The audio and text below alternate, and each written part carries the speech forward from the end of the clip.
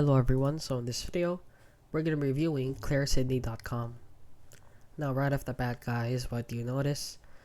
When I actually opened up this website, I actually got a jump scare since this image is very clearly AI generated and it's very uncanny since these faces look very disturbing for me. I don't know for you guys, but they look very scary.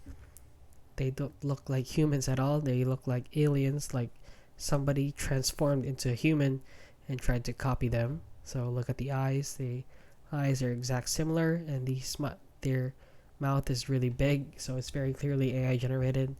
And look at the background. So as you can see, they sell stuff like these. In this photo, they're not even wearing what they sell. So as you can see, these images right here are very clearly edited, and this is a very low quality image right here.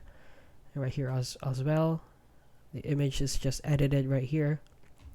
So please guys, refrain from buying from sites like these. They're very clearly a scam. And yeah, that is basically it guys. So if you found this video helpful, please consider liking and subscribing.